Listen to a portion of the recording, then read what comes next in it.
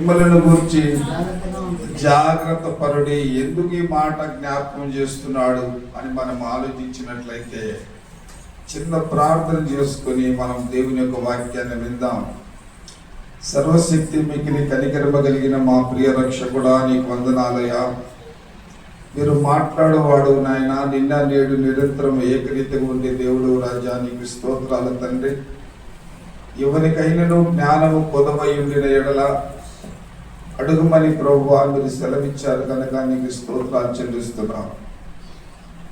ఈ సమయమందు మా బలహీనతలన్నీ కూడా తొలగించి బలమైన నీ మాటల చేత మాతో మాట్లాడి మహిమ తెచ్చుకోమని యేసయ్య నామములు అడిగి వేడుకొనుచున్నాము తండ్రి. 2 తెస్సలోనికైలకు రాసిన పత్రిక 8వ అధ్యాయము 1వ వాక్యము 2వ వాక్యం చదువుకుందాం.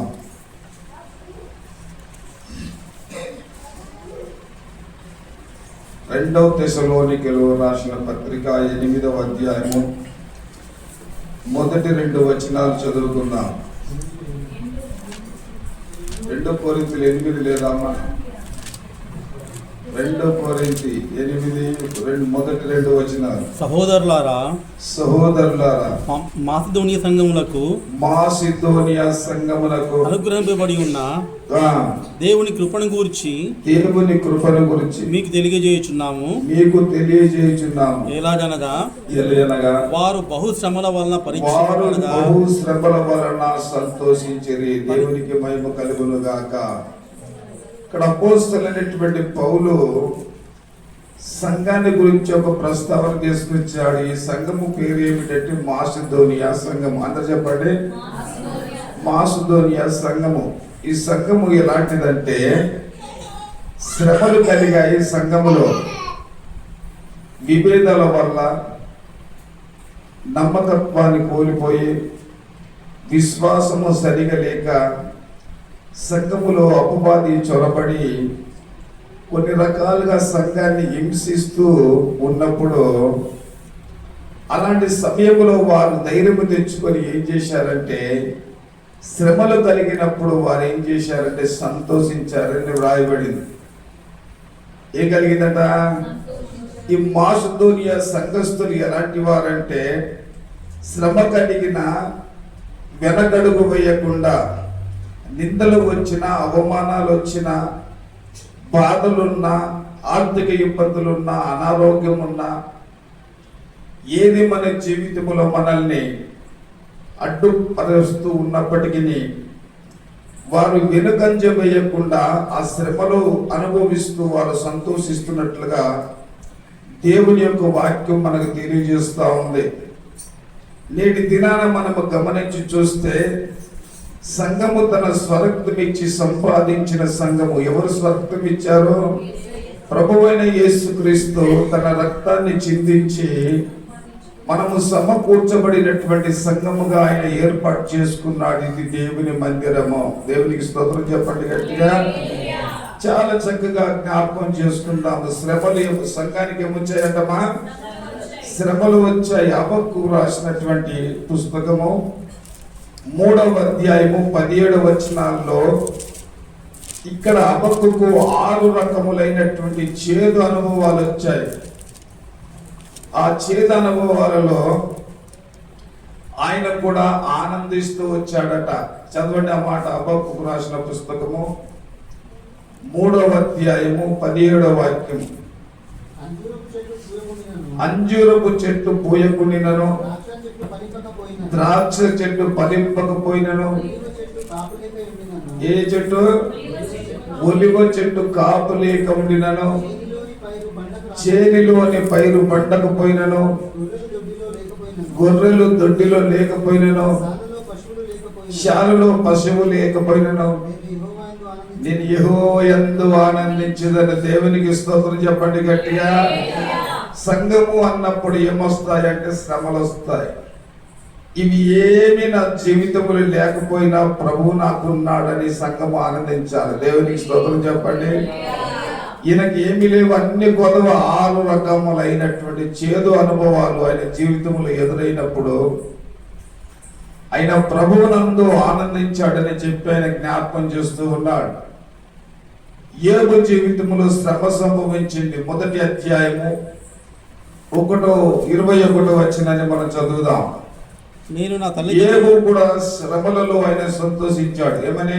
నేను నా తల్లి గర్భంలో నుండి నేను నా తల్లి గర్భములో నుండి దిగంబరినై వచ్చి తిని దిగంబరినై అక్కడికి తిరిగి వెళ్ళేదను. యెహోవా ఇచ్చెను, యెహోవా తీసుకొని పోయెను, యెహోవా నామమునకు ఆయన నామమునకు స్తుతి కలుగును గాక, మహిమ కలుగును గాక. దేవునికి స్తోత్రం చెప్పండి. మనం అనగలుగుతామా? ఆస్తి పోయింది, పోయింది. ఆస్తి తిరిగి సంపాదించుకోవచ్చు. 10 మంది బిడ్డలు పోయారు, ఆస్తి పోయింది. ఇవన్నీ పోయిన తర్వాత పోనీ తిరిగి ఇవన్నీ సంపాదించుకుందాంలే, తిరిగి దేవుడు ఇస్తాడులే అని అనుకుంటే ఆరోగ్యం సహకరించదు, ఆరోగ్యం కూడా చెడిపోయింది. ఇంత దుర్బలమైనటువంటి పరిస్థితిలో యోబు నోటి నుండి ఏమొస్తుందంటే, యెహోవా ఇచ్చెను, యెహోవా తీసుకొనెను, ఆయన నామమునకు మహిమ కలుగును గాక. దేవునికి స్తోత్రం చెప్పండి గట్టిగా. ఈ 30 సంవత్సరాల సంఘ అనుభవాలలో ఎన్నో శ్రమలు ఎదురయ్యాయి, ఎన్నో ఇబ్బందులు ఎదురయ్యాయి. అయినను దేవుడు ఏం చేస్తున్నాడు? ఆనందింపచేసి తన మార్గములో తన బిడ్డలను నడిపిస్తూ ఉన్నట్లుగా మనం చూస్తున్నాం. మనం కూడా చెప్పాలి, యెహోవా ఇచ్చెను, యెహోవా తీసుకొనెను, ఆయన నామమునకు మహిమ కలగాలి అని చెప్పి ఒక విషయము మనం ఎందుకు ఆనందించాలనేటటువంటి మాట ఇక్కడ జ్ఞాపకం చేస్తున్నాడు. శ్రమలలో సంఘము సంతోషించిందని మనం చూస్తున్నాం. మొదటి పేతురుకు రాసిన పత్రిక 4వ అధ్యాయము చూడండి, 13వ వచనము 16వ వచనాన్ని చదువుకుందాం.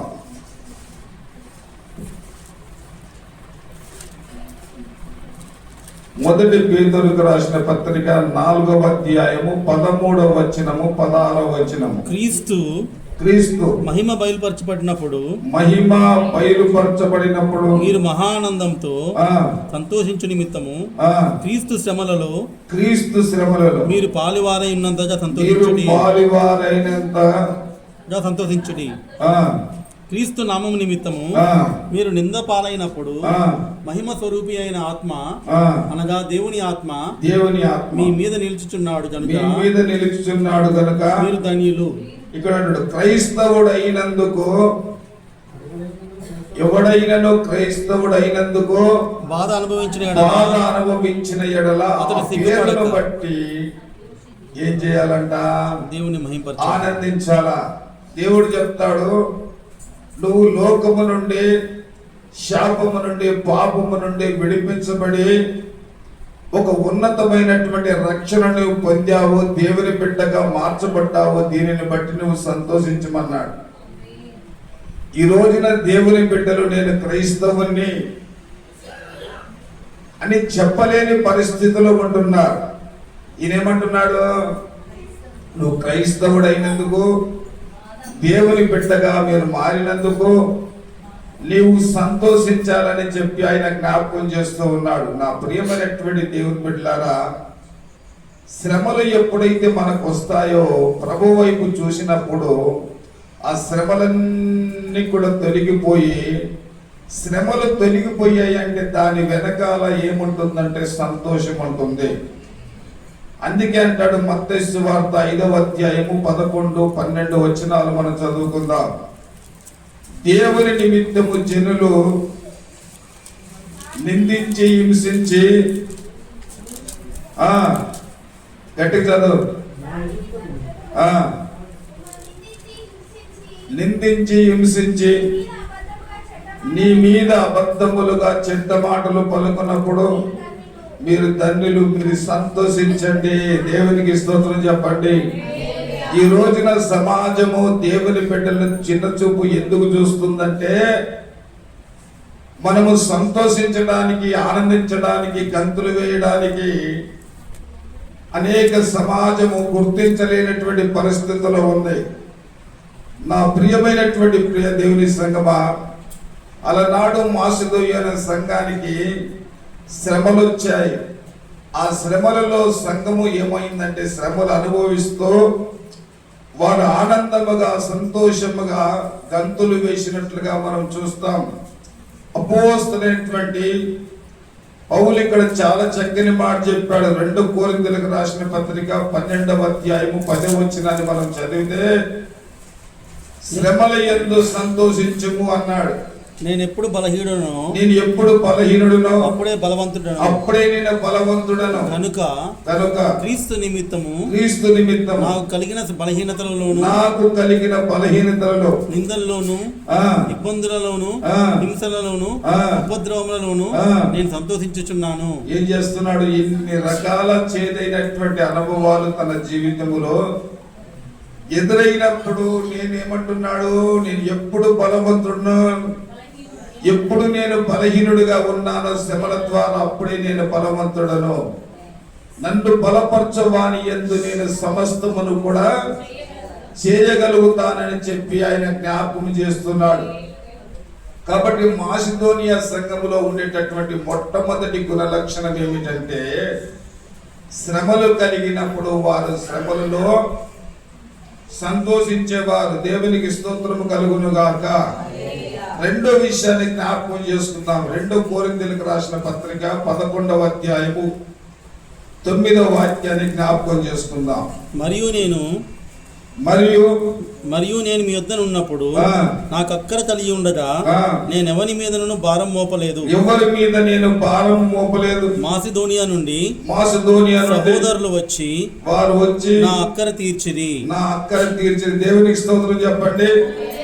రెండోది, సంఘము ఎట్లా ఉండాలంటే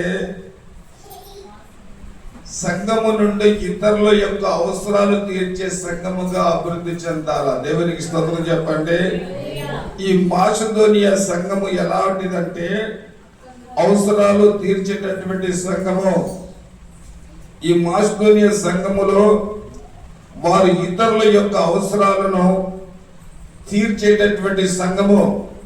చాలా జాగ్రత్తగా గమనించండి. సంఘములో ధనము కలిగిన వారు ఉంటారు, ధనము లేనటువంటి వారు ఉంటారు, నిరుపేదలు ఉంటారు.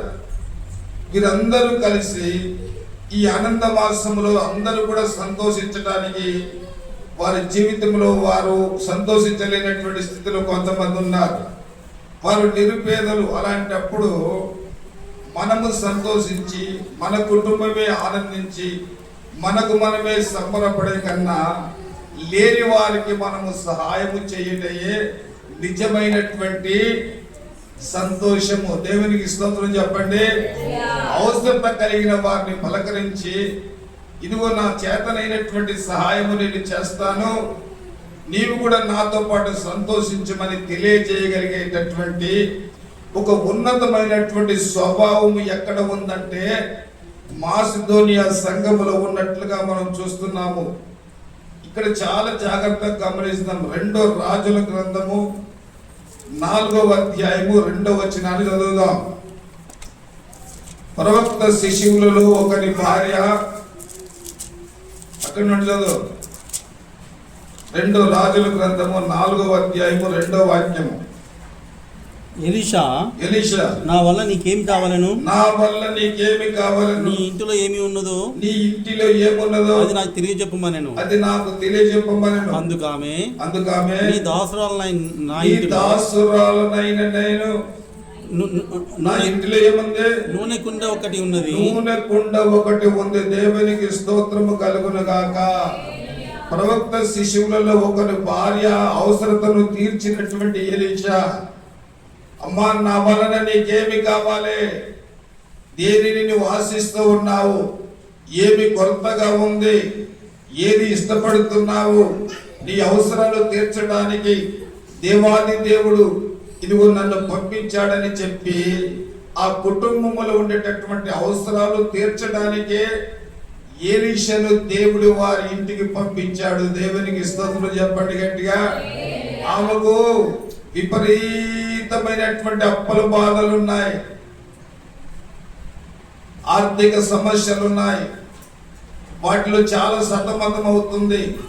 తినడానికి తిండి, కట్టుకోవడానికి వస్త్రములు లేక బాధపడుతూ ఉంది.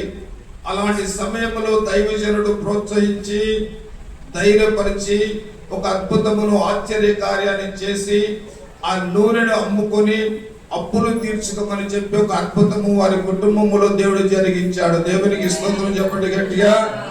ఈ సంఘము ఎలా ఉందంటే అవసరాలు తీర్చేటటువంటి సంఘము. దేవునికి స్తోత్రం చెప్పండి గట్టిగా. చెప్పండి గట్టిగా హల్లెలూయా. చెప్పండి గట్టిగా హల్లెలూయా. చూడండి, ఇంకొక మాట మనం చూద్దాం. 2 రాజులు 4:10. కావున మనము అతని గోడ మీద ఒక చిన్న గది కట్టించి అందులో అతని కొరకు మంచము, బల్ల, పీఠ, దీపస్తంభం నుంచుదాము. ఏం చేస్తుందంటే ఎవరేమే గనురాలు ఏం చేస్తుంది? ఆయన ఇంటికి వచ్చుతున్నటువంటి పోవుచున్నటువంటి దైవజనుడు, నిజమైన దైవజనుడు, అతడు నా ఇంటికి వచ్చినప్పుడు అతడు ఉండటానికి ఏం కట్టించాలా? ఒక గదిని కట్టించాలా, అక్కడ దీపస్తంభం ఉంచాలా, బల్ల వేయాలా. ఈ కార్యక్రమం అంతా కూడా అతని కొరకు నేను చేయించాలా.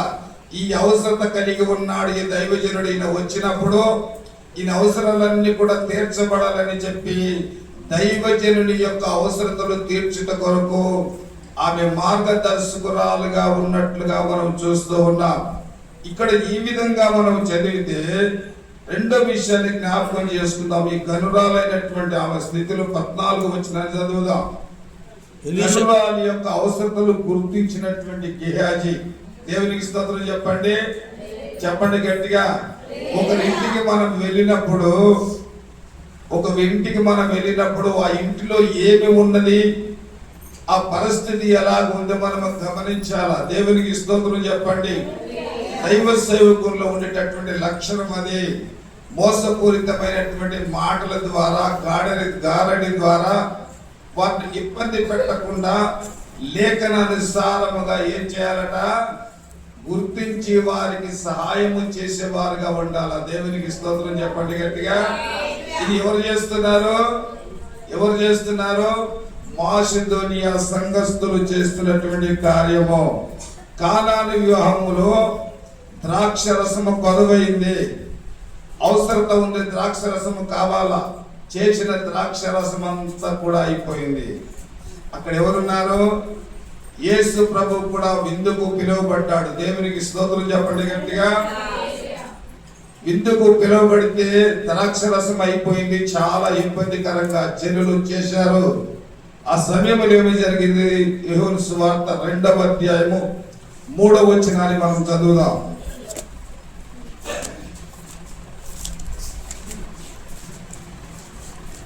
యోహాను సువార్త 2వ అధ్యాయము 3వ వచనము. ద్రాక్ష రసం అయిపోయినప్పుడు యేసు తల్లి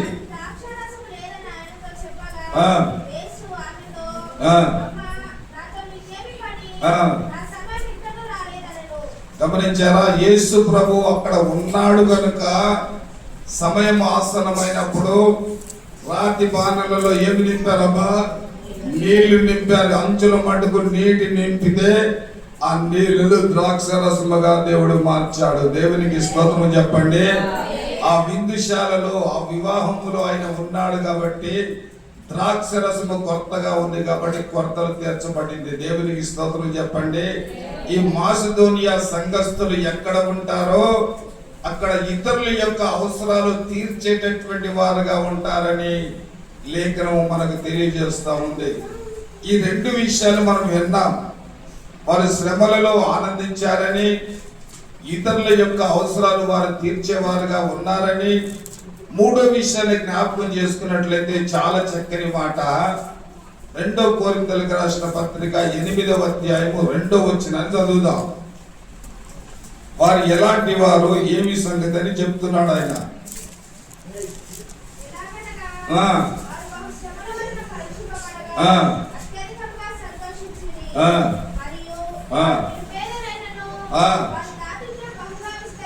దేవునికి స్తోత్రం చెప్పండి. చేతులెత్తి గట్టిగా. ఈ సంఘములో ఉండే వారంతా కూడా ఎవరంటమ్మా? నిరుపేదలంటే ధనము కలిగిన వారు కాదు, మధ్య స్థితిలో ఉండేటటువంటి వారు అంతకన్నా కాదు. నిరుపేదలు, వారు నిరుపేదలైన దేవుని యొక్క పని విషయంలో కానీ, దేవుని యొక్క కార్యక్రమాలలో కానీ, దేవుని పని దేనికైనా కూడా వాళ్ళు ఏం చేసేవారంట, బహుధర్మము చేసేటటువంటి వారంట. వారు నిరుపేదలే. కానీ ఇంటి నిరుపేదలే దేవునికి ఏమంట, ఇష్టలు. దేవునికి స్తోత్రం చెప్పండి. ఎవరు ఇష్టపడతారు దేవుడిని?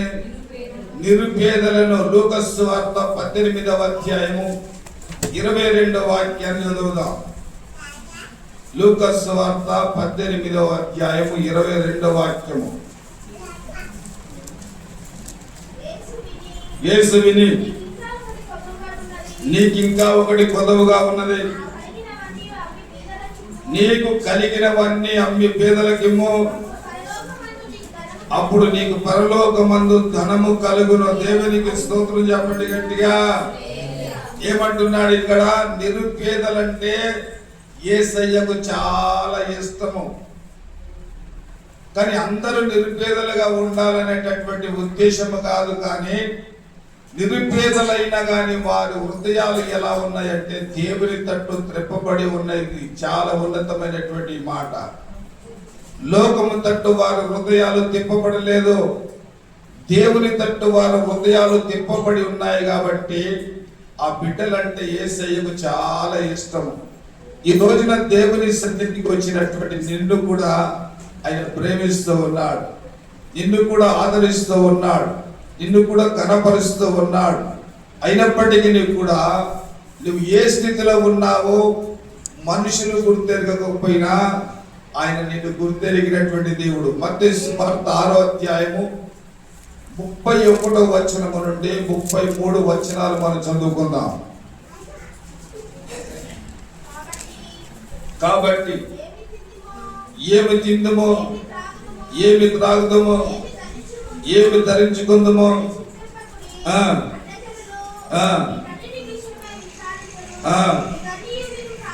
ఇవన్నీ మీకు కావాలని అక్కడ అండర్లైన్ చేసుకోండి.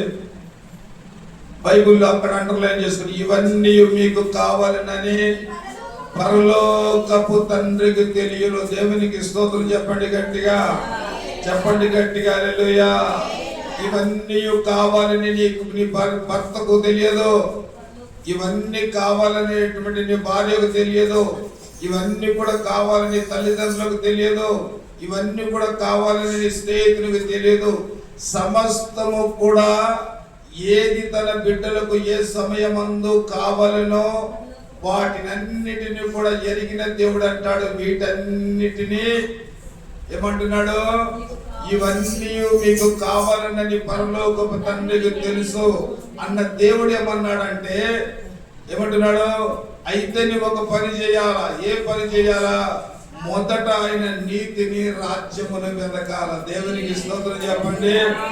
ఎంతమంది వెతుకుతున్నారు ఈ రోజున? ఆయన రాజ్యాన్ని, నీతిని మనం ఏం చేయాలా? వెతకాల. వెతికితే ఏమవుతుంది? ఈ లోకములను చింతించవలసినటువంటి అవసరతలు ఉండదు. అవన్నీ కూడా దేవుడు నీకు సమకూరుస్తాడు, అవన్నీ కూడా నీకు దొరికేటట్లుగా చేస్తాడు. కాబట్టి వారు నిరుపేదలైనా దేవుని యందు ఎలా ఉన్నారంటే బహుధర్మము చేసేటటువంటి వారుగా ఉన్నారు. కాబట్టి నిరుపేదలంటే దేవునికి చాలా ఇష్టము. పేదలను ఏం చేస్తున్నాడు చూడండి. కీర్తన గ్రంథము 41వ అధ్యాయము 1-2 వచనాలు.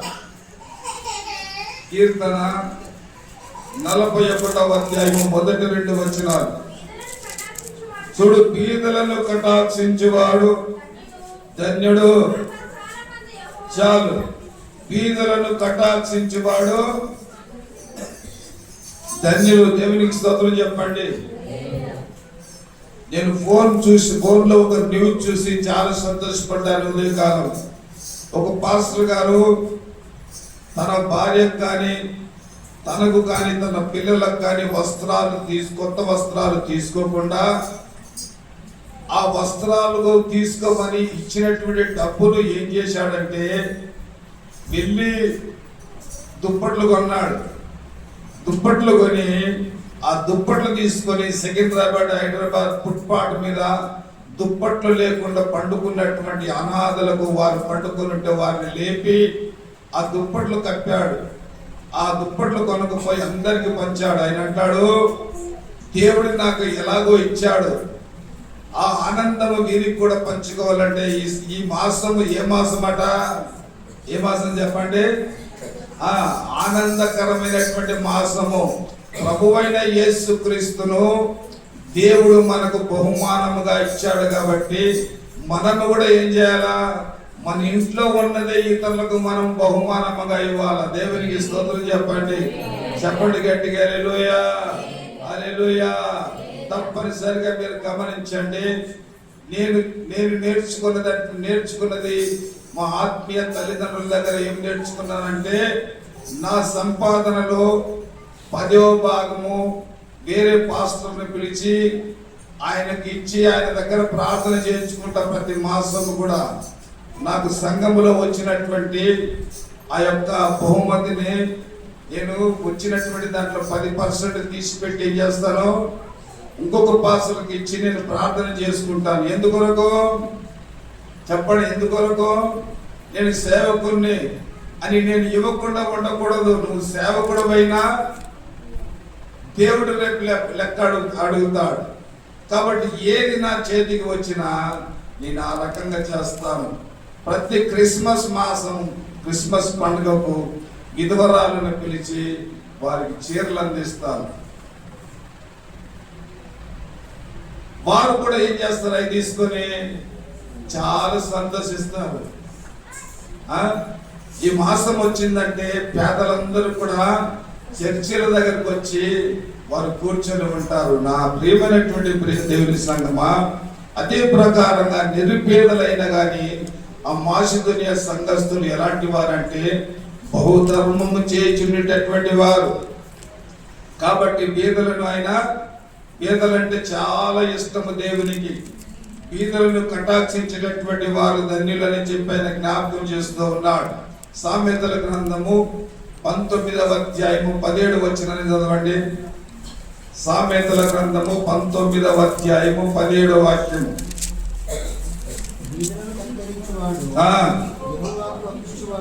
ఎంత ఆశ్చర్యమైనటువంటి కార్యం! ఇప్పుడు ఎవరికి అప్పియాలి? మనము లోకములో మనుషులకు అప్పిస్తే ఇస్తారు, లేకుంటే ఏం చేస్తారు? మోసం చేస్తారు, ఎగరగొట్టేస్తారు.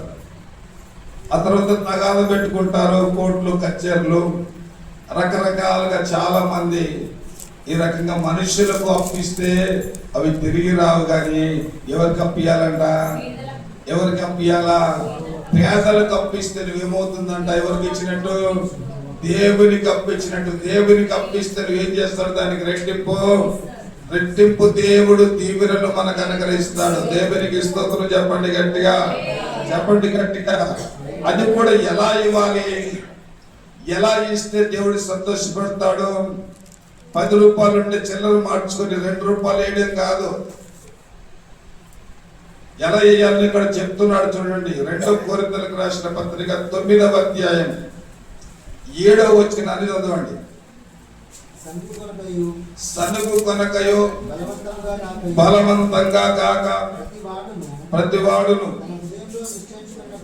తన హృదయములో నిశ్చయించుకున్న ప్రకారము ఇవ్వవలెను. ఎలా ఇవ్వాలంట? ఉత్సాహముగా ఇవ్వాలి, సంతోషముగా ఇవ్వాలి. మనసులో బాధ పెట్టుకుని ఎప్పుడు కూడా దేవునికి మనం ఇచ్చే విషయంలో వెనకంజ వేయకూడదు. వీరు నిరుపేదలే, వీళ్ళు గవర్నమెంట్ ఉద్యోగస్తులు ఒక్కర్లేని సంఘంలో. అందరూ ఉదయాన్నే లేస్తే మామూలు పనులు చేసుకొని బ్రతికేటటువంటి వారు అయినప్పటికీ కూడా దేవుని యొక్క సంఘ విషయానికి వచ్చినప్పుడు వారు బహుధర్మము చేయువారని వ్రాయబడి ఉంది. వారు ఎలా ఇస్తున్నారంట? ఉత్సాహముగా ఇస్తూ ఉన్నారు. సామెతల గ్రంథము 2వ అధ్యాయము 11వ అధ్యాయము. సామెతల గ్రంథము 11వ అధ్యాయము 24వ వాక్యాన్ని చదువుదాం. ఏం చేయాలంట? వెదజల్లి అభివృద్ధి పొందేవారు కలరు. తగిన దానికన్నా తక్కువ ఇచ్చి అది గమనించండి. అంటే ఏమి ఇవ్వకూడదు దేవునికి? తక్కువ ఇవ్వకూడదు. ఎప్పుడు కూడా దేవునికి తక్కువ ఇవ్వకూడదు. దేవునికి రెట్టింపు ఘనత కలిగేటట్లుగా మనం చేస్తే ఆయన మనల్ని ఘనపరుస్తాడు. ఆయన మనల్ని ఘనపరుస్తాడు. ఆయన మనల్ని హెచ్చిస్తాడు, ఇంకా దీవిస్తాడు. అందుకన్నాడు రాబడిలో ప్రథమ ఫలమును నువ్వు దేవునికి ఇవ్వాలి అని అన్నాడు. ఎలా ఇవ్వాలట? సామెతలు 3వ అధ్యాయము 9-10 వచనాలు. తొందరగా చదవండి. సామెతలు 3వ అధ్యాయము 9-10. నీ రాబడి అంతటిలో ప్రథమ ఫలమును నీ ఆస్తిలో భాగమును ఇచ్చి. నీ ఆస్తిలో ఎంత చక్కగా చెప్తున్నాడు చూడండి. ఇప్పుడు ఎంతమంది ఇవ్వాలా? నీ ఆస్తిలో భాగమును ఇచ్చి. మాట నోట్ చేసుకోండి. ఎంతమంది కూడా దేవునికి భాగ్యం ఉన్నారు. నీకు కలిగిన ఆస్తి ఎంత ఉందో ఆ ఆస్తిలో నువ్వేం చేయాలంట? భాగమిచ్చి చదువు. యెహోవాను ఘనపరచుము. అప్పుడు నీ కొట్లలో ధాన్యము, అప్పుడు నీ కొట్లలో ఖాళీగా ఉండే, నీ బీరువాలో ఖాళీగా ఉండే నీ యొక్క ద్రవ్యం వేసుకునేటటువంటి సంచులు సమృద్ధిగా నింపబడతాయి. దేవునికి స్తోత్రం చెప్పండి గట్టిగా. హల్లెలూయా. ఎలా ఇవ్వాలంటమా? ఎలా ఇవ్వాలి చెప్పండి? ఎలా ఇవ్వకూడదు? సరుక్కుంటా కొనుక్కుంటా ఏమాత్రం కూడా ప్రథమ ఫలమును దేవునికి ఇవ్వాలి. లోబిగా మనం ఉండరాదు. లోబి పరలోక రాజ్యములో ప్రవేశించాడు. లోబి అనే మాటకు అర్థం ఏమిటంటే, కొంతమంది ఉంటారు 10 రూపాయలు కూడా ఖర్చు పెట్టరు. బంధువులు రాని, స్నేహితులు రాని, పేదవారు రాని, అడుక్కునేటటువంటి వాడు రాని, ఎవరు రాని ఒక 10 రూపాయలు కూడా ఖర్చు పెట్టరు. వీళ్ళు ఏమన్నారంటే పిసినారోళ్ళు అంటారు. గమనించండి. ఒక బిచ్చము అడుక్కునేటటువంటి ఒక వ్యక్తి చనిపోయాడు. చనిపోతే ఆ చనిపోయినటువంటి వ్యక్తిని తీయబోతే అతని కింద ఒక పరుపు లాంటిది ఉంది. ఆ పరుపు అంతా కూడా గమనించి ఏం పెట్టుకున్నాడు అని చూస్తే 36 లక్షల రూపాయలు పరుపులో ఉన్నాయి. ఇతడు చనిపోయాడు. ఏం చేశాడు? అడుక్కునంతా కూడా దాచుకున్నాడే తప్ప అతడు ఇంటికి ఇచ్చినోడు కాదు. అతడు సంతృప్తిగా తిని నలుగురికి దానం చేసినటువంటి వాడు కాదు. చివరికి ఏమైంది? గవర్నమెంట్ పాలైంది. దేవునికి స్తోత్రం చెప్పండి గట్టిగా. హల్లెలూయా. కాబట్టి బీదలు ఇచ్చే వారికి లేమి కలుగుతుంది. ఎప్పుడైతే మనము దయా దృష్టి కలిగి దేవునికి మనము ఇస్తామో దేవుడు మనల్ని కనికరిస్తాడు. ఒక మాట మనం చూద్దాము, చాలా చక్కని మాట. సామెతల గ్రంథము 28వ అధ్యాయము 27వ వాక్యము.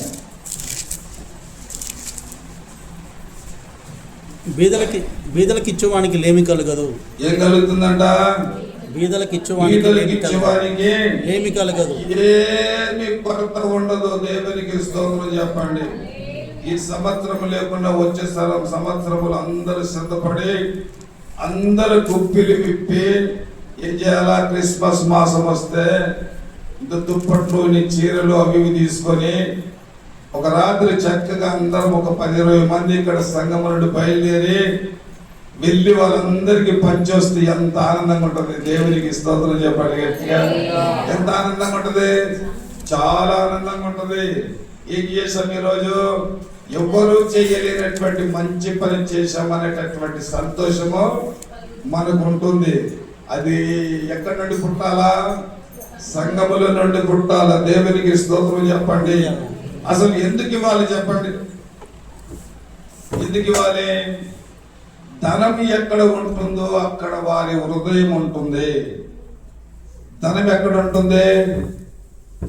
వారి హృదయం దేవుని దగ్గర ఉంటుందంట.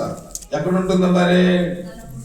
ధనం ఎక్కడ ఉంటే అక్కడ లబ్ డబ్ అని కొట్టుకుంటుంది.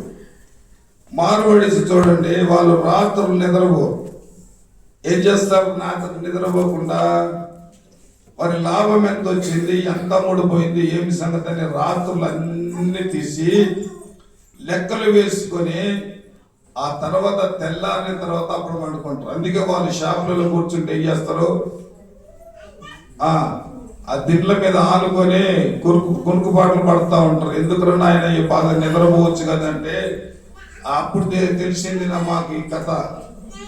వారు రాత్రి అంతా కూడా ఏం చేయాలట, నిద్రపోకుండా ఉన్న లాభం ఎంత నష్టం ఎంత ఇవి చూసుకుంటూ ఉంటారు. ఉదయాన్నే తిరిగి ఏం చేస్తారంటే వాళ్ళు నిద్రపోతారని చెప్పి ఆయన జ్ఞాపకం చేస్తున్నాడు. ఎందుకు ఇవ్వకూడదు అంటే ధనం ఎక్కడ ఉంటుందో ఉంటుంది. కాబట్టి దేవుని బిడ్డలమైనటువంటి మనము వారు నిరుపేదలైన బహుధర్మము చేయించున్నటువంటి వారు.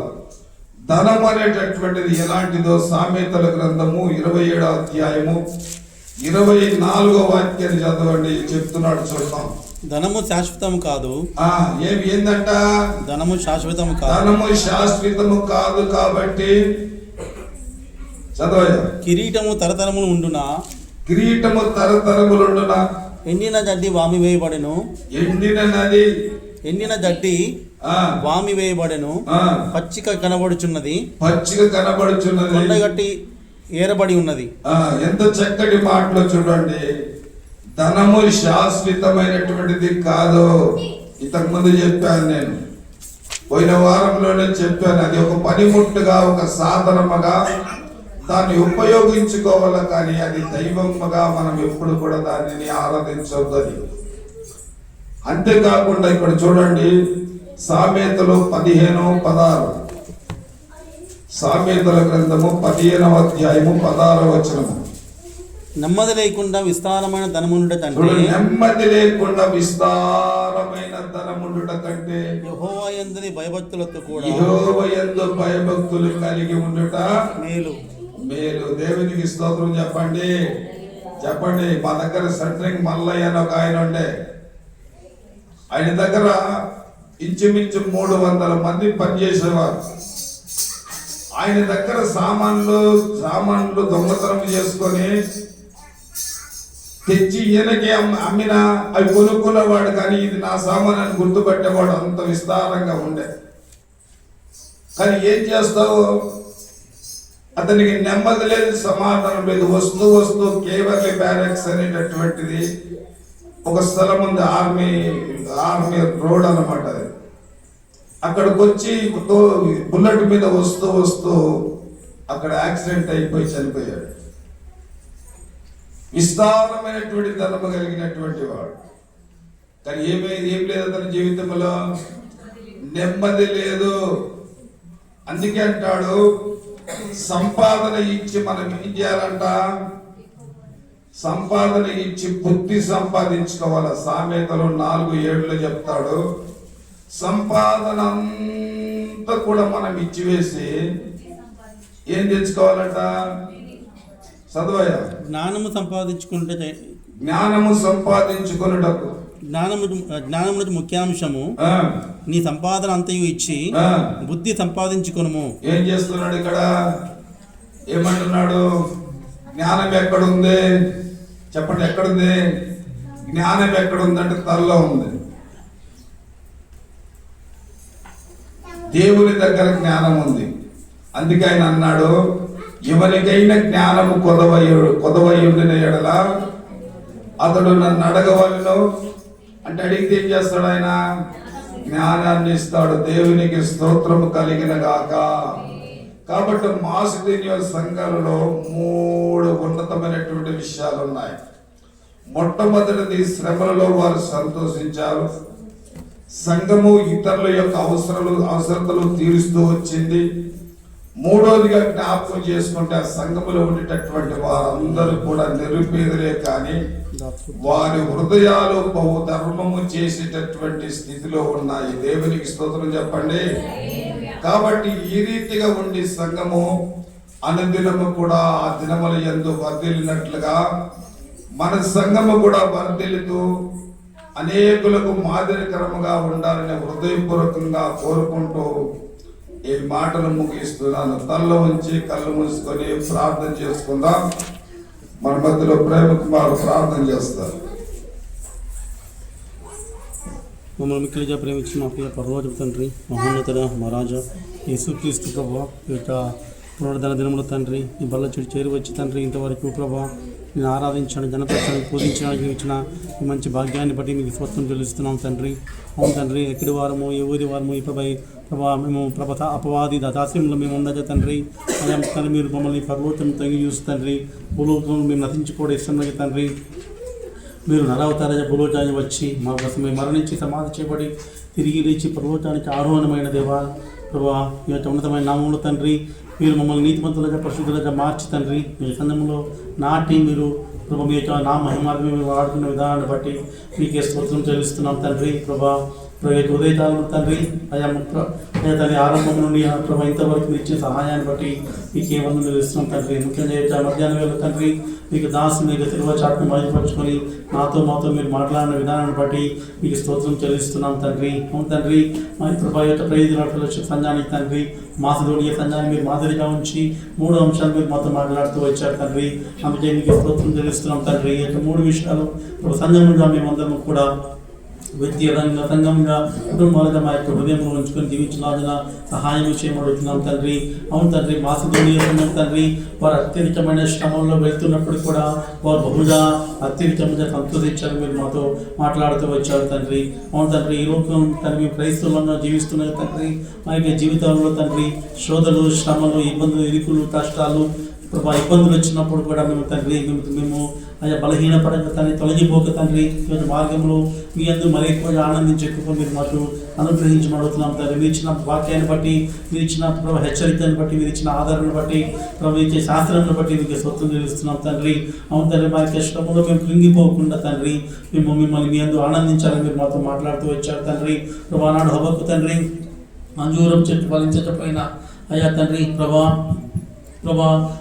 ఒలివ చెట్లు ఫలించకపోయినా సారలో పశువులు లేకపోయినా తండ్రి అయ్యా పంట పైరుకు రాకపోయినా పైరు పంట రాకపోయినా అయ్యా తండ్రి మీరు ప్రభు ఆనందించిన విధానం మేము అయ్యా మా ముందుంచారు తండ్రి. అంత మాత్రమే కాకుండా తండ్రి యోగు కూడా తండ్రి యెహోవా ఇచ్చిన యెహోవా తీసుకున్నానని అయ్యా మీరు మాతో మాట్లాడుతూ వచ్చారు తండ్రి. ప్రభు ఈ లోకంలో మేము ఏమి కలిగి ఉన్నా ఏమి లేకపోయినా తండ్రి మిమ్మల్ని కలిగి తండ్రి మీ అందరూ మేము ఆనందించే బిడ్డలుగా మీరు మాకు ప్రభా మమ్మల్ని ఆయత్తపరచమని సిద్ధపాటు చేస్తున్నాం అడుగుతున్నాం తండ్రి. సహాయం చేయండి ప్రభా. ఇంతవరకు అయిన వాక్య భాగం మాకు హృదయం ఉంచుకొని జీవించడానికి సహాయం చేయమడుతున్నాం తండ్రి. ప్రభా మేము మా అందరికీ ఇటువంటి లోతైన అనుభవాన్ని మీరు మాకు అనుగ్రహించమడుతున్నాం తండ్రి. శోధనలు సమస్యలు ఇరుకుల్లో ఇబ్బందుల్లో మీకు కావాల్సిన నెమ్మది సమాధానం ప్రభా భద్రత మీ మాకు అనుగ్రహించి మీ అందు ఆనందించి కృప అనుగ్రహించమడుతున్నాం తండ్రి. ప్రభా అంత మాత్రమే కాకుండా తండ్రి అయ్యా తండ్రి మాతృ సంఘం తండ్రి అయ్యా ఇతరుల అక్కలు తీర్చడానికి మేము చూస్తున్నాం తండ్రి. అవును తండ్రి, మాకు చిన్న సంఘం కూడా ఇతరుల అక్కలు తీర్చలాగా మీరు మాకు సహాయం చేస్తున్నాం అడుగుతున్నాం తండ్రి. ప్రభా ఆనాడు ప్రవక్త శిష్యుని యొక్క అవసరం తీర్చిన ఎలీషాను మా ముందుంచారు తండ్రి. ప్రభా అలాగే ఎలీషా అవసరం తీర్చిన దండాలైన స్త్రీని మా ముందుంచారు. అంత మాత్రమే కాకుండా తండ్రి దండురాలైన స్త్రీ యొక్క అవసరం తీర్చిన ఎలీషాను మా ముందుంచారు తండ్రి. మేము కూడా ఇతరుల అవసరం తిరిగి ప్రభు మాకు తెలిసినప్పుడు మేము స్పందించే వారంగా వారికి సహకరించే వారంగా వారిని ఆదుకునే వారంగా ఉండగా సహాయం చేయమని అటువంటి మంచి మనస్సు మీరు అటువంటి అనుభవము మీరు మా చిన్న మందికి ఇచ్చిన సంఘానికి అనుగ్రహిస్తున్నాం అడుగుతున్నాం తండ్రి. సహాయం చేయండి. అంత మాత్రమే కాకుండా తండ్రి మాసిదోనియ సంఘము ప్రభా నిరుపేదైన వారి దాతృత్వం బహు గొప్పదని మీరు మాతో మాట్లాడుతూ వచ్చారు తండ్రి. ప్రభా ఈ లోకంలో ఏం ప్రభా ఈ లోకంలో ఆస్తి అంతస్తులు ప్రభా ఎంత ఉన్నా కూడా అంత వ్యర్థమైన మీరు మాతో మాట్లాడుతూ వచ్చారు తండ్రి. అవును తండ్రి, ప్రభు ధనము శాశ్వతము కాదా మీరు మాతో మాట్లాడుతూ వచ్చారు తండ్రి. ప్రభు రాబోట్లో ప్రభు కొంత మీకు ఇచ్చేవారంగా తండ్రి ప్రథమ ఫలం మీకు ఇచ్చేవారంగా ఉన్నాదన సహాయం చేయమడుతున్నాం తండ్రి. మాసిదోనియ సంఘంలో పోలి తండ్రి మేము కూడా అయ్యా మా యొక్క దాతృత్వంలో ప్రభావ మేము ఇతరులకు ఇతరులు సహకరించడం ఇతరులు ధర్మం చేయడంలో ముందులాగా సహాయం చేయబడుతున్నాం తండ్రి. ముఖ్యంగా ప్రభు సంతోషకరమైన మాసంలో తండ్రి ప్రభావ మీకు దాసి ఇచ్చిన ఆహ్వానం జ్ఞాపకం చేసుకొని ప్రభు సంఘాన్ని మేము స్పందించలాగా మీరు మాకు సహాయం చేయబడుతున్నాం తండ్రి. అయ్యా తండ్రి ప్రభు వాక్యం మా యొక్క హృదయంలో ఉంచుకొని అవి జీవించి అనుగ్రహించబడుతున్నాం తండ్రి.